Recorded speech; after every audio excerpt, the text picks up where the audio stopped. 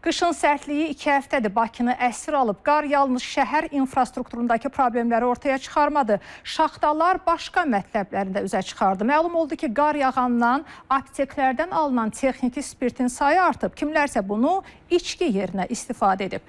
Ötən həftədən bu yana spirt içərək ölənlərin sayı 20-ni ötüb. Buna səbəb Starlux markalı texniki spirt olub. Həmin spirtin istehsalçısı saxlanıldı. Ən qəribəsi bundan sonra başladı. Saxlanılan şəxsin sexi hələ yanvar ayında bağlanıbmış. Buna səbəb sexdə istehsal olunan spirtin keyfiyyətsizliyi olub.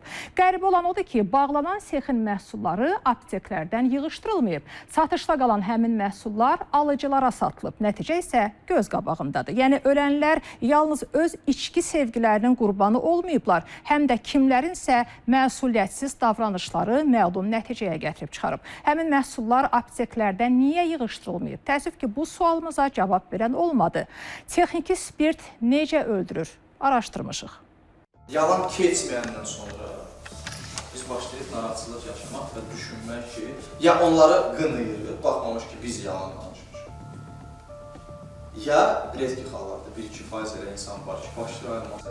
Məmməd Rza Qafarov reabilitasiya mərkəzində alkoqolizmdən əziyyət çəkənlərə psixoloji dəstək verir. Bir vaxtlar özü də onların sırasında olub. Belə ki, o 9 il spirtli içki asılılığından əziyyət çəkib. Əvvəllər boksçu olan Məmməd Rzanın idmançı karyerası da buna görə bitib. Bir gün ayılmışam ki, otaqda ancaq butulkalardır. Pivə, bir dənə də butulka, axırıncı butulka qalmışdı konyak. Və mənim tələbəm var idi, səhər-səhər onu yarışa aparmalı idim mən. Mən oturdum, o konyakı içdim və içkili halda apardım onu yarışa.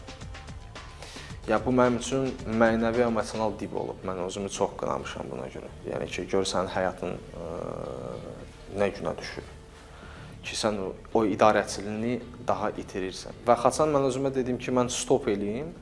Məmməd Rza Qafarov 6 ildir ki, bu asılılıqdan xilas ola bilib. Ancaq heç də hər kəs onun kimi iradəli olmur. Mütəxəssislər deyir ki, sağalması ən çətin asılılıq alkoqol asılılığıdır. Onun müalicəsi illərlə çəkə bilir. Asılılığın bir formasıdır və xəstələrdə əmələ gəlir tədricən. Yəni ki, alkoqolizmin inkişafı 1 ildən 3 ilə qədər müddət olaraq davam eləyir və bir mərhələdə saxlaya bilirik və nəzarətdə ala bilirik. Yox, əgərləri alkoqolizmin artıq 2-ci, 3-cü dərəcəsindən söhbət gedirsə, bu zaman onlara nəzarət bir qədər çətinləşir. Nəyə görə? Çünki bizdə həm psixi asılılıqla yanaşı, həm fiziki asıllıq əmələ gəldiyinə görə beyində baş verən funksional disfunksiyanın baş verməsi nəticəsində onların yenidən bərpası bir qədər çətinləşir.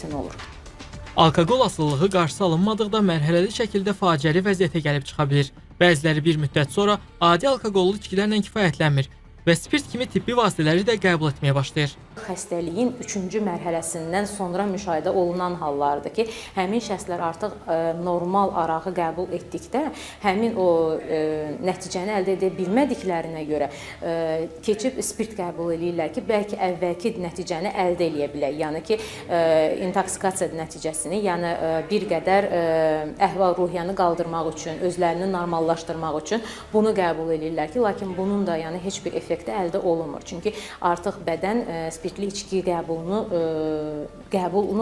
belə deyim də ki, mənimsəyə bilmir. Bir çox ucuz əmələ gəlir prosesin nəticəsində, həm də satış qiyməti xeyli aşağıdır spirtli içkidən, alaqdan. Ona görə bizim zənnimizcə, fikrimizcə çox vaxt ona üstünlük verirlər. Amma bu texniki spirt, yəni metil spirti aptekdə satılanda bu klinik vasitə kimi onu belə ki, üstündə də var yazısı və daxilə onun qabılı qadağandır, fəsadlıdır, o qeydiyyat var.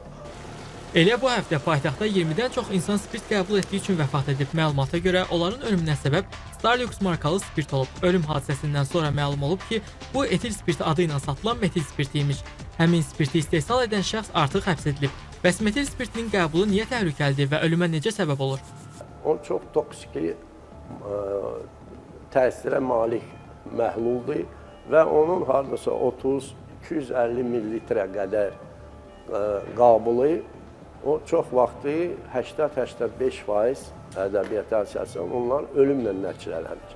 Həm beyin, həm ürək, həm qaraciyər, həm böyrək ümumi də götürsək müqaviməti həm zəiflədir, həm də bu orqanları paralizə təsir eləyir. Xəstə o bir müddətdən sonra komaya düşə bilər və o komadan çox çətindir onu çıxartmaq. İnsanların ölümünə səbəb olan bu hadisədə digər maraqlı məqam üzə çıxıb. Məlum olub ki, adı çəkilən spirti istehsal edən müəssisə hələ bu ilin yanvarında keyfiyyətsiz məhsul istehsalına görə bağlanıb. Lakin həmin vaxtdan bir ay keçməsinə baxmayaraq, müəssisənin keyfiyyətsiz məhsulları apteklərdən yığışdırılmayıb.